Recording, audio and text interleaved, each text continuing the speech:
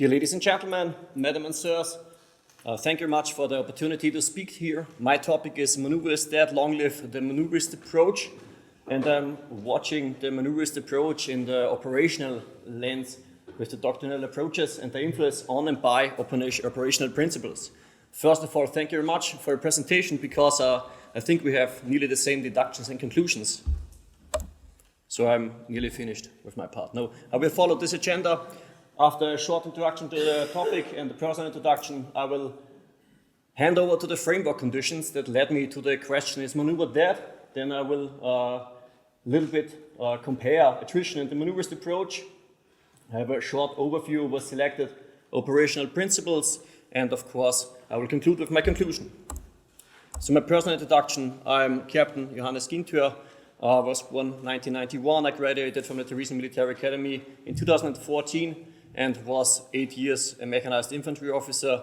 And now, just a few weeks ago, I graduated from the 23rd General Staff Course at the National Defense Academy, and I'm currently an instructor here at the alma mater. To the introduction to my topic, the aim of the presentation is the following question: how are the theoretical models Manoeuvrist approach and attrition warfare related, and what deductions can be made regarding understanding the operational level? And the purpose lies in understanding the impact of the doctrinal approach chosen, whether they are mutually applicable or not, in order to, following Clausewitz, impose my will upon the enemy. To the framework conditions. I will start with the beginning of the 21st century, following some sources with 1989, 1991, with the fall of the Iron Curtain, the fall of the Berlin Wall, where the security environment in Europe changed to the better side, with the following area of institutional security, with the EU, for example. And then on the peak 2001, we had the global war on terror, not especially on the European continent, but also with deductions for the European continent. And then with South Ossetia 2008, with the Euromaidan in 2014, and with Nagorno-Karabakh in 2020, the last time, and we come to 2022, when war is finally back in Europe, and Russia launched the attack on the Ukraine. And what lies ahead is now the question, and it will shape the way professional militaries have to think and be prepared. So, to put in a different way, I think nearly all German-speaking visitors here know the term Zeitenwende, which is very famously accorded to the German Chancellor, but was used already in 2020, according to some think tanks, to describe this turning point in the security environment of Europe. What was an outcome of this turning security environment? For example, the 2022 strategic concept of the NATO, with the conclusion that the Euro-Atlantic area is not at peace. Also, if you just a little bit compare the situation we are now in, I'm a little bit thinking about the reforger exercises from the 1970s, 1980s, the air land battle and something like that. I think we are coming right this way, and maybe we should think very hard about it to not have this situation, the Army's next failed war, but more to be prepared. Also, what we can see is not only the shift in the Indo-Pacific, but also the shift away from stability operations, which dominated military thinking at least 20 years. Now I want to compare the attrition warfare and the Manoeuvrist approach. I will begin with the attrition warfare. Attrition warfare means to employ or apply combat power directly against the combat power of the opponent, to dominate with mass and firepower. And this is what we see in the Ukraine theater right now. I have an own definition of it. It means combat power directly against the opposing party, diminish their combat effectiveness to destruction of the elements of combat until one's will can be imposed. In comparison, the Manoeuvrist approach, now on the right side, it means to apply the combat power against identified vulnerabilities, if you think about center of gravity analysis, something like that. And it's the combined use of maneuver mass, firepower, and tempo. If you follow the mind or the book of B.A. Friedman, in order to reach confusion, shock, and deception by the enemy, to ultimately shatter his will to fight. I also did my own definition for my master thesis. It's identify vulnerabilities in the opposing system and deploy my combat power predominantly against this. But to put the slides together, on the left side, attrition warfare, on the right side, Manoeuvrist approach. Also the NATO, of course, some more sophisticated thinker than me have their own definitions. With the Manoeuvrist approach on the right side, the mindset required to achieve behavior-centric outcomes, exploiting inherent friction, uncertainty, and human fallibilities. And on the left side, in contrast, the attrition or annihilation with the incremental reduction of hostile actors' means and endurance, and the annihilation, the completely destruction of the actors' means. But they can easily become stalemated, time-consuming, and indecisive, and I think this is what we see right now when we're looking into Ukraine, or not. As I'm mechanized infantry, I have to do some sketches to get a grasp of the definitions, because I have to do it, and I will start with the attrition warfare. So we have attacks, and please keep in mind that I just used here effects and actions by the land forces, and I did cross out the cyber effects, the space effects, and the air force effects, for example. I just focused on land forces, just a sketch. So we have to degrade the enemy in order to defeat the enemy. This is what attrition is all about. In comparison, the Manoeuvrist approach, the indirect approach, we can use a feint attack to deceive or confuse the enemy. We can fix the enemy. We can break through in our main effort. We can suppress some parts of the enemy. We can bypass or flank and destroy the reserve, and we can neutralize his command post in order to disrupt the enemy. Destroy the enemy, disrupt the enemy. This is what we want to take him out of action for a prolonged period of time.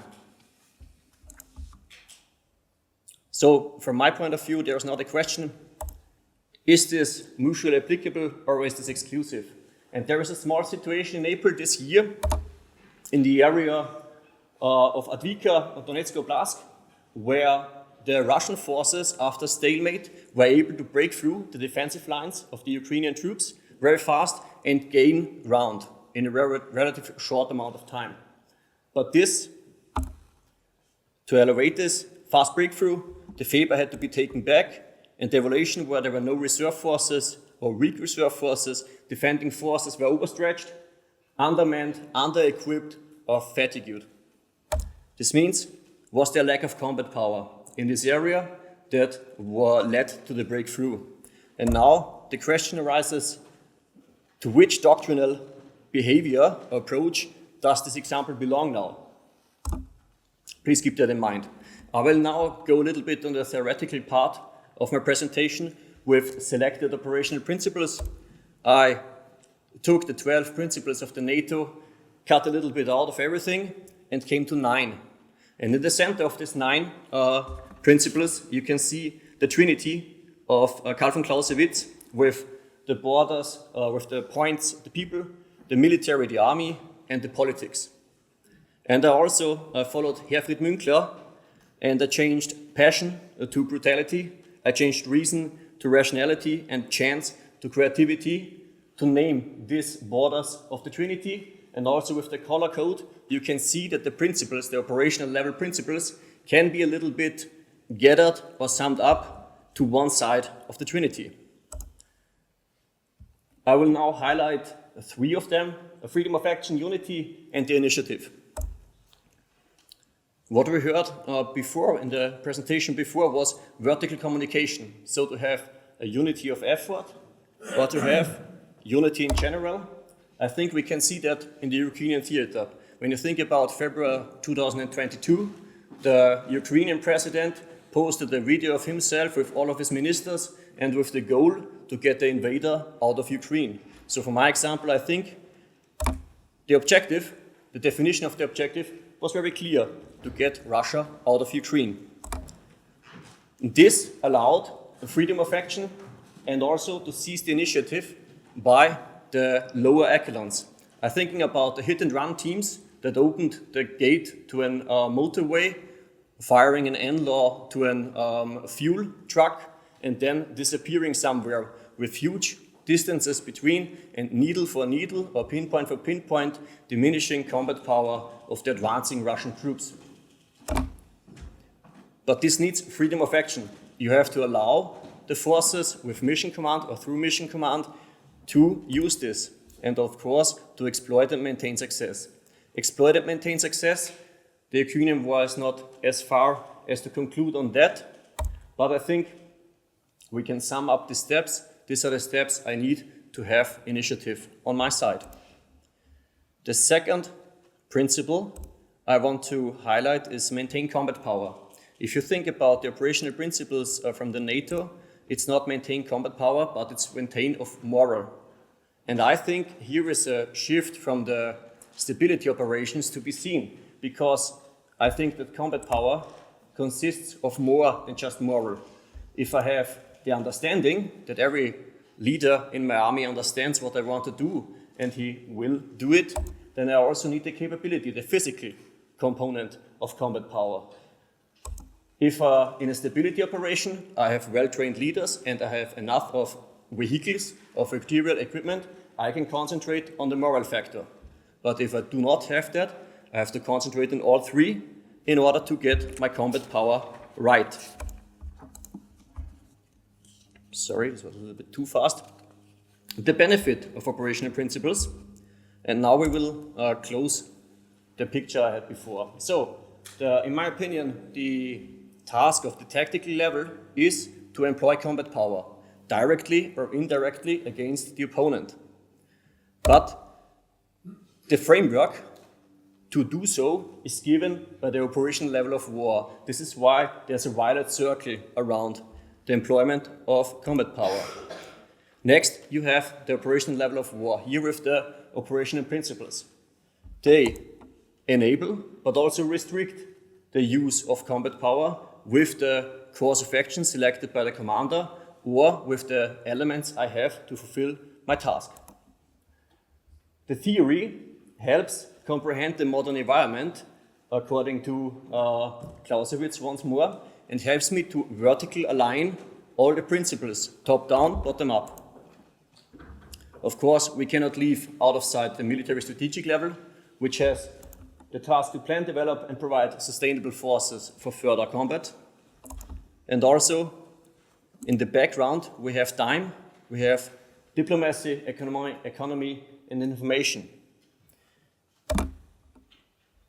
So, there is a high impact from the strategic level to the tactical level, and I just want to highlight now some principles that directly we can see in the Ukraine war theater. For example, economy on the strategic level, or the industry, or the military industrial complex, directly refers to combat power, maintain combat power. The information domain we heard about today also goes to surprise and also initiative for the operational level.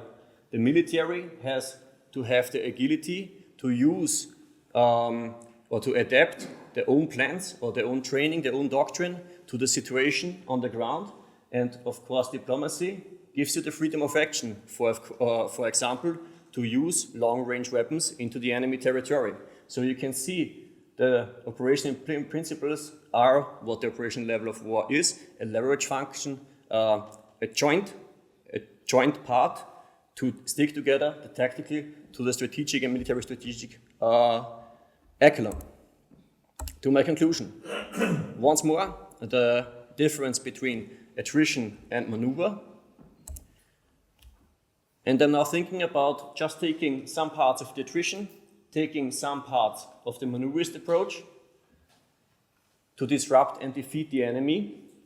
And this leads me to my personal conclusion. There is no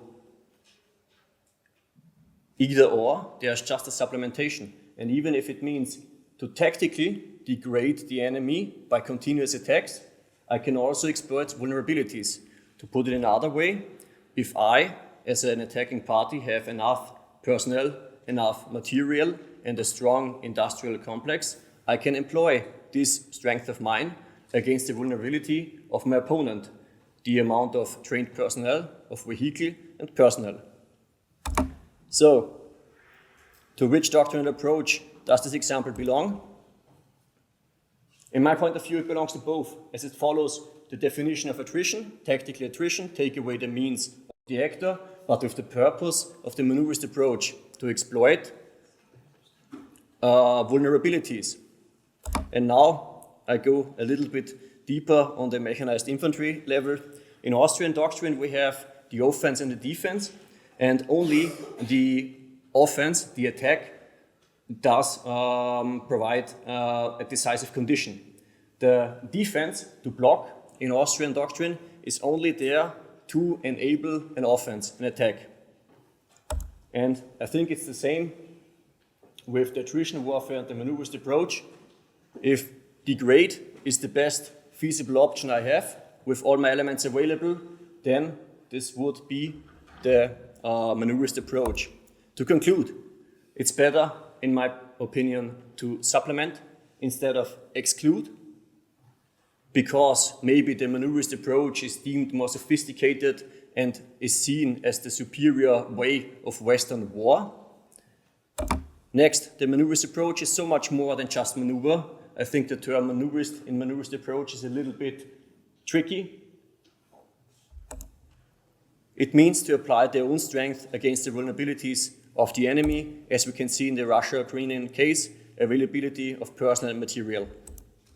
Understanding the role of the military instrument, and we as military are just one part of the time spectrum, we have to understand the role through all organizational levels, and more important, the interdependencies that encompass, support or hinder the approach selected, the course of action chosen to impose, following Clausewitz the last time in this presentation, one's will upon the enemy.